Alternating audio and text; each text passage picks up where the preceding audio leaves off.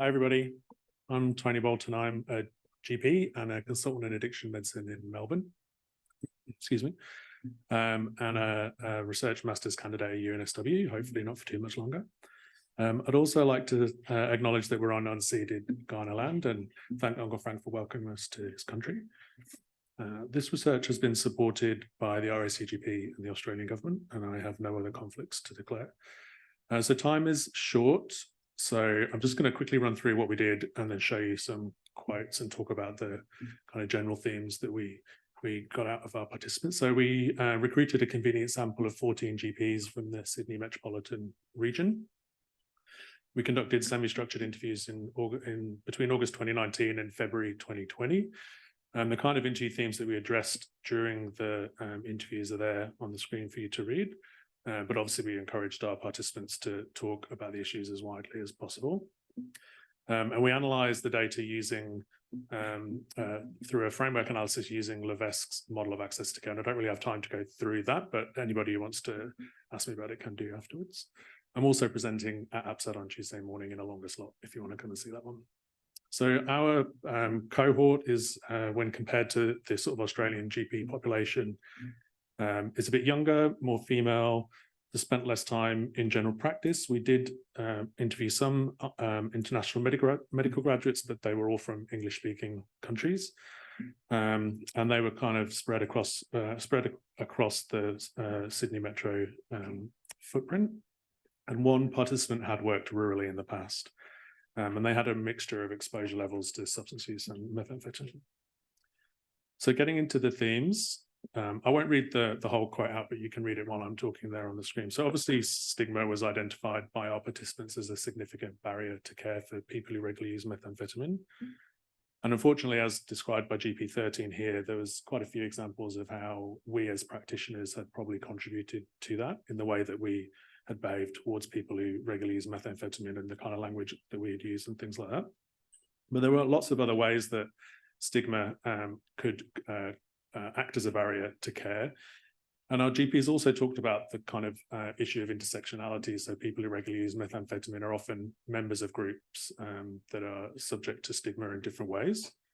There was also discussion about the impact the media has on in the way that it portrays people who use methamphetamine. And there was a discussion around how sometimes the kind of perception of how an individual might feel about being asked about methamphetamine could lead to practitioners not even asking the question when they felt it was relevant, or not displaying information in their practice that might be targeted at that group because of fear of how other patients may see that. Okay, so stereotyping, which is obviously a subtype of stigma, also came through our practitioners' answers. And this was mainly actually in the way that the practitioners described their practice and how they would make decisions around particularly asking whether somebody has used methamphetamine. So we had a lot of people who were kind of making assumptions on demographic basis about their patient population, and particularly around, as we've got in the quote here, some about migrant status, whether you're a student, whether you have a family, but also a lot of people basing questions about methamphetamine use on age and having a kind of cutoff around the age 30 where they didn't ask anybody above that.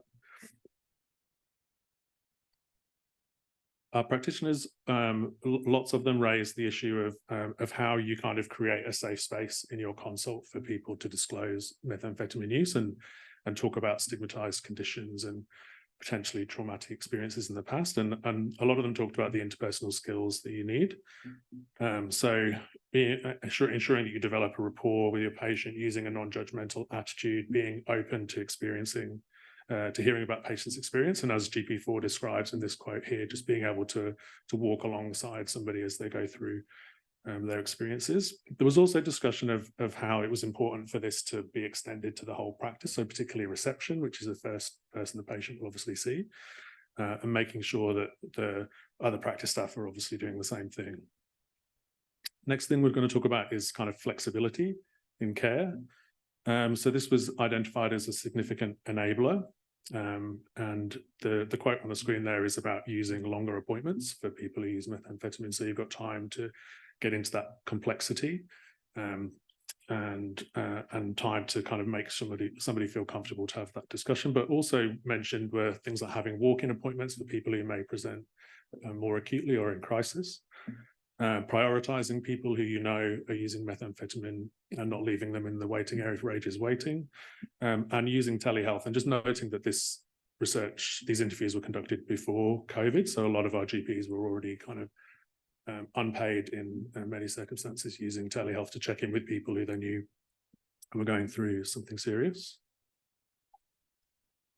The next theme is about Medicare. So Medicare was generally considered to be a pretty significant barrier to being able to provide care, mostly negative comments. So the kind of things that were discussed were the fact that rebates don't cover the cost of care, so it's getting increasingly difficult to bulk bill, even though there's often significant financial strain in this group. It incentivizes short appointments by giving you, a smaller rebate for a longer appointment. And there was kind of mixed views about chronic disease items. Some people felt that they enabled you to spend more time with a patient, particularly if you're bulk billing, and that the access to allied health, particularly psychology, was good. But others felt that the number of sessions available through those items, and this again was before COVID, so 10 psychology sessions per year wasn't enough for the needs of this group. And then finally, I'm just going to talk about the emotional impact. So lots of our GPs talked about the emotional impact that they had experienced when caring for people who regularly use methamphetamine. And this GP here is talking about the potential for countertransference when you're talking about traumatic issues, and went on to describe ways that it's important to be able to manage that as a practitioner. But we also heard experiences of sort of burnout, general burnout in the GP population. So how the GPs may often be starting at a low bar when trying to take this kind of work on. And we also heard about some instances where the practitioner had felt uncomfortable or even threatened in a consult.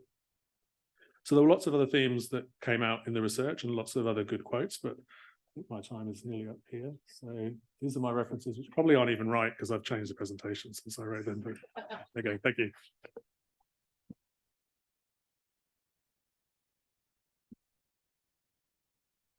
Do we have any questions?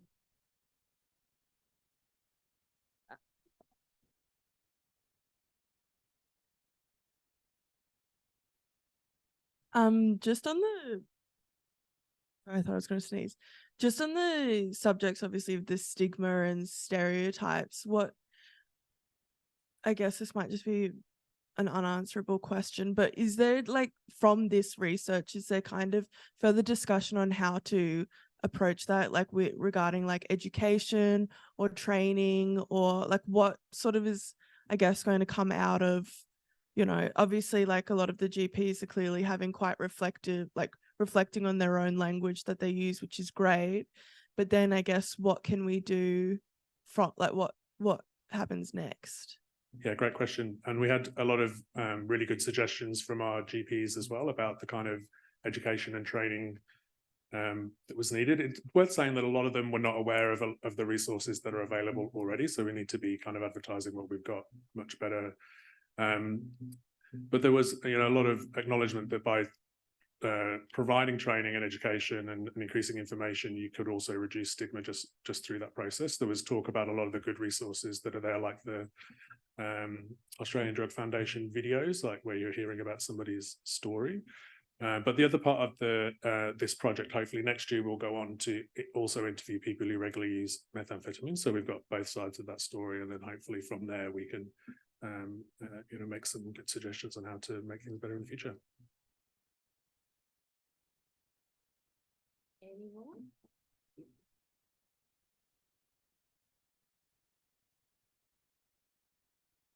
Sorry, me again, Susie Hudson. I'm really curious about, again, the recruitment. So do you feel like there might have been the fact that the nature of the study might have been people who are a bit more open to reflecting on their potentially stigmatizing behavior? And is there other ways that we might try and get a bit broader to sort of reach some of those people who perhaps don't even see that there's those biases happening? What's your thought on that? That's also a really, really great question. So our recruitment was, we used a few different ways. We used email lists based at the university. We used our own local and professional networks. But our own local and professional networks were definitely the most successful way of recruiting. So a lot of people got a tap on the shoulder, I guess. And we obviously missed some important groups like IMGs who trained in a country that didn't speak English. We specifically recruited people who said, I don't ever see people with substance use, and who a couple who were preferred not to do that if they could help it. So we did get some of that opinion in there, but I think we could always and obviously we've only got Sydney as a geographical location, so it would be great to get a bit of a broader view. Yeah. Sorry, we are out of time at this point. Sorry, there's another question at the back, but thank you.